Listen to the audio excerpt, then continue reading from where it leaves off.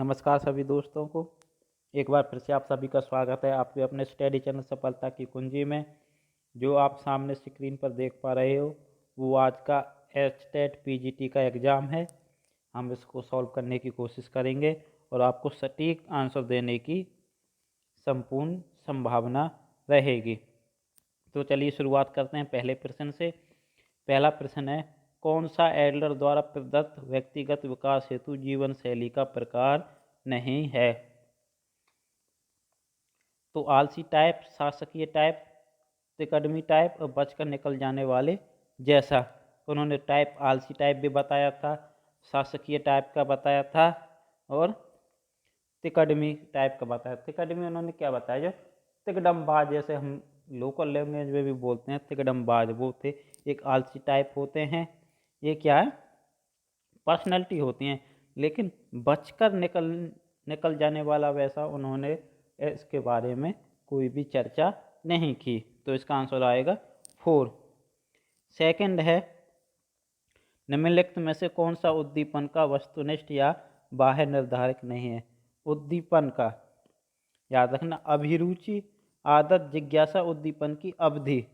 तो बाह्य या वस्तुनिष्ठ, बाह्य से आप समझ जाओ कि उद्दीपन की अवधि। यदि उद्दीपन की अवधि इसमें नहीं होता तो फिर क्या होती? आदत। आदत भी क्या है कि एक बाह्य के रूप में मानी जाती है, लेकिन उससे पहले क्या आएगा? उद्दीपन की अवधि। अभिरुचि और जिज्ञासा ये कैसी होती हैं? आंतरिक होती हैं। डिटेल में बाद में दोबारा से मैं तुम्हें एक एक प्रश्न का डिटेल से के साथ बताऊंगा, लेकिन अभी क्या जल्दी से जल्दी आपको आंसर की देने की कोशिश करते हैं।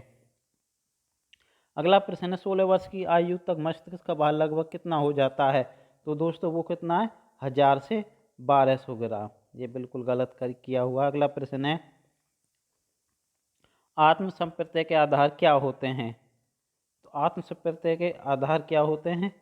सामाजिक भूमिकाएं, शरीर की प्रतिमा का इसमें कोई भी रोल नहीं होता। ज़्यादातर बच्चे इसको करके आए, ये बिल्कुल गलत है। अगला प्रश्न है, पियाजे के संज्ञानात्मक विकास के सिद्धांत अनुसार ज्ञान का आधारभूत निर्माण खंड कहलाता है स्कीमा। इस स्कीमा की डायरेक्ट आपको परिभाषा दे दी गई है। स्कीमा का डेफिनेशन ही यही है। अगला प्रश्न है, निम्नलिखित में से कौन सी विकास की सही विशेषता नहीं है? तो इसका कौन सा होगा? 3rd। अब जल्दी जल्दी इस करते हैं, पहले आपको आंसर की। रोसरशाही धब्बा परीक्षण में कितने कार्ड उपयोग लिए जाते हैं? 28। अगला प्रश्न है, निम्नलिखित में से कौन सी फ्रायड द्वारा प्रदत्त मनोलैंगिक अवस्था नहीं है? सिगमंड फ्रायड ने कौन सी बताई थी? मनोलैंगिक अवस्था नहीं है। तो नहीं है कौन सी? स्वायत्त अवस्था। ये सब क्या? मनोलैंगिक थी। बुधावस्था, शेषावस्था और ओरल स्टेज। अगला प्रश्न है, निम्नलिखित में से कौन सा मध्य मानसिक मंदता बालकों का बुद्धि का प्रसार है? तो मंद बुद्धि। जो मॉडरेट मेंटल रेंज बताई थी वो क्या थी? 20 से 35। और जो 20 से नीचे कर का है ना जो बच्चे, वो बिल्कुल गलत है, उसको क्या जड़ बुद्धि कहा गया था।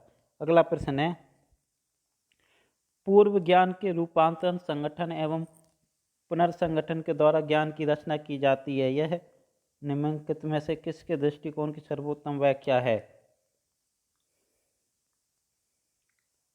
तो ये फ्रायड की, पियाजे की नहीं है। अगला प्रश्न है, निम्नलिखित में से कौन सा समायोजन का प्रत्यक्ष तरीका है? प्रत्यक्ष तरीका कौन सा होता है? ये किसने किया? प्रत्यारोग्य। बिल्कुल गलत। प्रतिगमन क्या? प्रत्यक्ष समायोजन का। कहीं अब प्रतिगमन का मतलब कि अपने स्थान को छोड़कर दूसरे स्थान जाना, किसी साथ व्यवहार में आना। कब करोगे? जब उसके साथ आप समायोजित करने की कोशिश करेंगे तभी। तो प्रतिगमन इसका सही आंसर होगा। अगला प्रश्न है, बाद में समझाऊंगा एक एक प्रश्न को काफ़ी डिटेल के साथ। निम्नलिखित में से कौन सा अधिगम के धनात्मक स्थानांतरण का प्रकार नहीं है? चीज को आपको क्या देखना था? धनात्मक। और उसके बाद क्या देखना? नहीं है। बहुत से बच्चे धनात्मक देख कर करियाए और नहीं देखा। तो धनात्मक स्थानांतरण का प्रकार नहीं है, तो ये कौन सा होगा? शून्य स्थानांतरण। अगला प्रश्न है, निम्नलिखित में से कौन सा थॉर्नडाइक द्वारा प्रदत्त अधिगम का गौण और सहायक नियम है? तो गौण और सहायक नियम कौन सा है? मानसिक वृत्ति का नियम। ये कौन से थे? मुख्य नियम थे ये, तत्परता का नियम, अभ्यास का नियम और प्रभाव का नियम। तो कौन सा आएगा? मानसिक वृत्ति का नियम। अगला प्रश्न है, निम्नलिखित में से कौन सा मूल्यों की दृष्टि से स्प्रेंजर द्वारा दिया गया व्यक्तित्व का प्रकार नहीं है? स्प्रेंजर ने कौन सा प्रकार नहीं बताया था? असैद्धांतिक, कलात्मक। आर्थिक बताया था, सैद्धांतिक और सुडोल का है। तो इसका आंसर होगा थर्ड। अगला प्रश्न है, निम्नलिखित में से कौन सा अच्छी स्मृति का लक्षण नहीं है? तो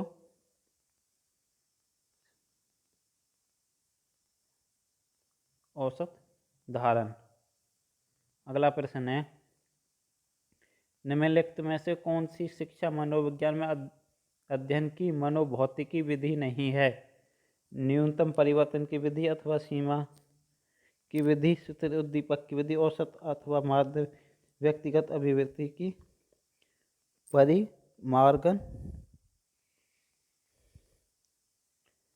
इसका थोड़ा डाउट है मुझे, सही से दिख भी नहीं रही। परिमार्जन, मॉडिफाइंग द इंडिविजुअल एटीट्यूड, इसका होगा सेकंड।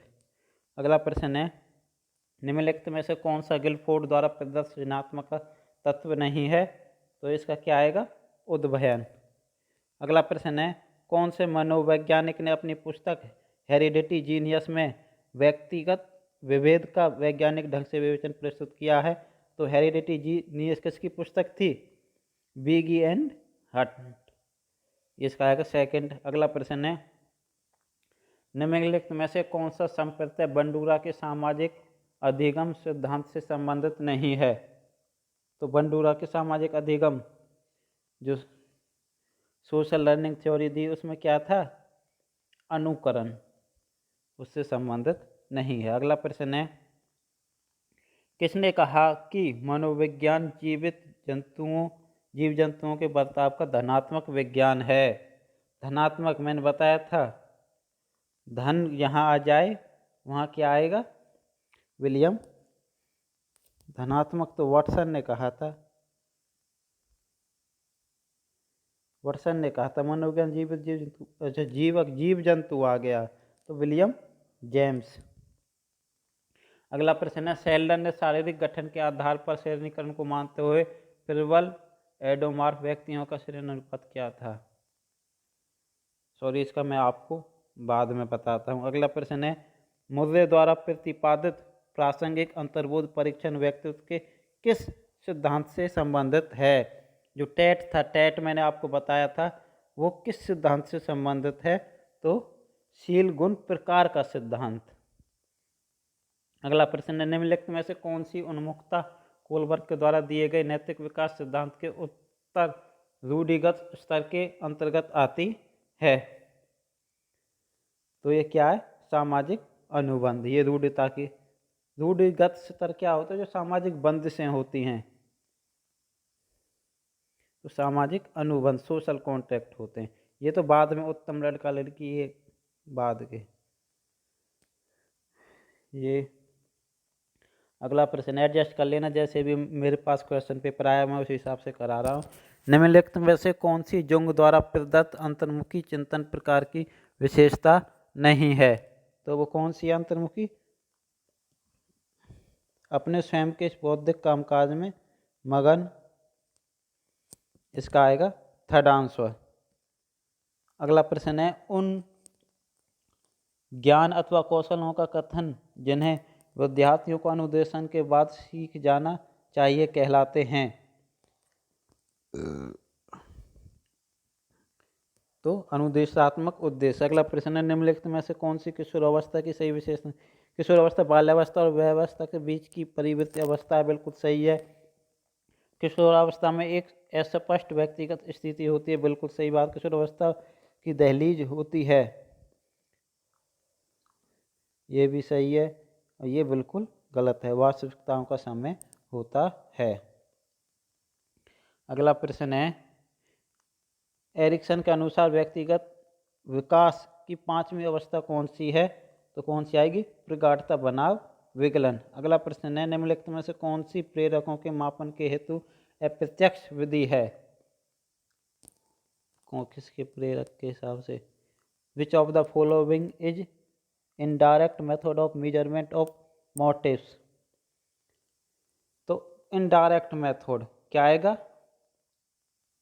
वाक्य पूर्ति तकनीकी, वो इसकी मेंटलिटी इसके साथ जांची जाती है। अगला प्रश्न है, निम्नलिखित से कौन सी किशोरावस्था की विशेषता नहीं है? संवेगात्मक स्थिरता, विरोधी मानसिक दशाएं, व्यवसाय की चिंता, वीर पूजा की भावना। वीर पूजा की भावना होती किशोरावस्था में। संवेगात्मक स्थिरता नहीं होती। सबसे बड़ी बात तो यही है, संवेग, थोड़ी देर में क्रोध, ये आएगा। व्यवसाय की चिंता भी हो सकती थी, लेकिन क्या संवेगात्मक स्थिरता नहीं होती। संवेगात्मक कैसे होते हैं? स्थिर होते हैं हमारे। एक अगला प्रश्न है, एक अंग्रेजी के अध्यापक ने अपने कई बार स्थिर बताया गया है संवेगों को, कहीं नहीं भी, लेकिन जो व्यवसाय की चिंता ये गलत है। इसमें बच्चे को ये आएगा, सबसे सटीक आंसर ये होगा, व्यवसाय की चिंता नहीं होती। अगला प्रश्न है, एक अंग्रेजी के अध्यापक ने अपने विद्यार्थियों को पढ़ाते समय कैट का बहुवचन कैट्स, हाउस का बहुवचन हाउसेस, पेन का बहुवचन पेन्स, उसी क्रम में विद्यार्थी ने माउस का बहुवचन गलती से माउसेज बना दिया। यह किस प्रकार के अधिगम का स्थानांतरण है? तो ये क्या है? ऋणात्मक। शून्य नहीं है, बहुत से बच्चे सुन रहे, ऋणात्मक है। अगली कक्षा में बताऊंगा डिटेल से क्या है। तो दोस्तों अभी हम यही 30 प्रश्न करते हैं, अगली कक्षा में आपको अगला पार्ट कराऊंगा हिंदी वाला। तो वीडियो को लाइक करने के साथ अपने दोस्तों को शेयर करें। यदि चैनल सब्सक्राइब नहीं किया तो सब्सक्राइब कर लें। Thank you.